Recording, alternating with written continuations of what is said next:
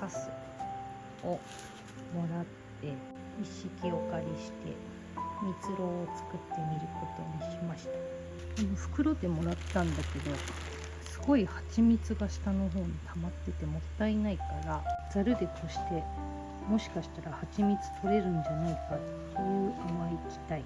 じゃあ蜜蝋を作っていきます。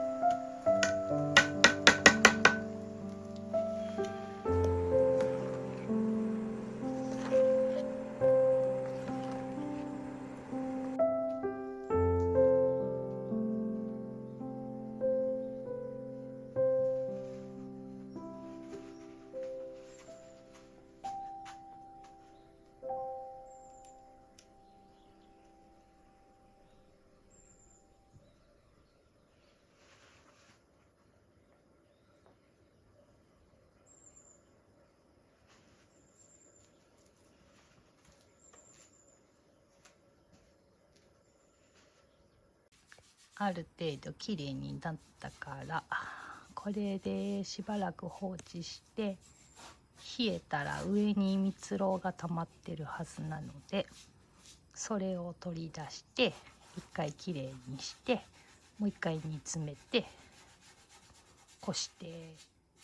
終わりかな。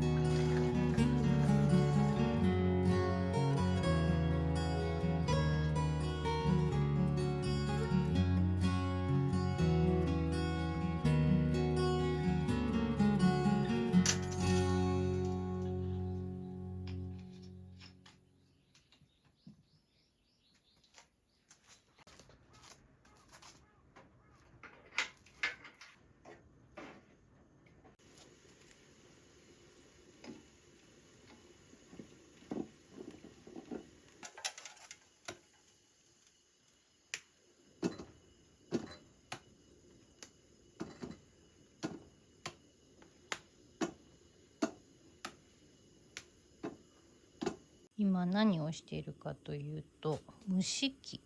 を見つけたから、鍋でグツグツ煮る方法がポピュラーみたいなんだけど、あまりにも汚れ物が出るので、一回ちょっとこの蒸し器でやる方法を試してみようかなと思っています。ここにボウルをセットして、さらしとざるをこの上に乗っけて、ここに汚れがたまるイメージで、下に蜜蝋が落ちて、それを最終的に容器に入れて保存するっていう感じです。うまくいけばいいな。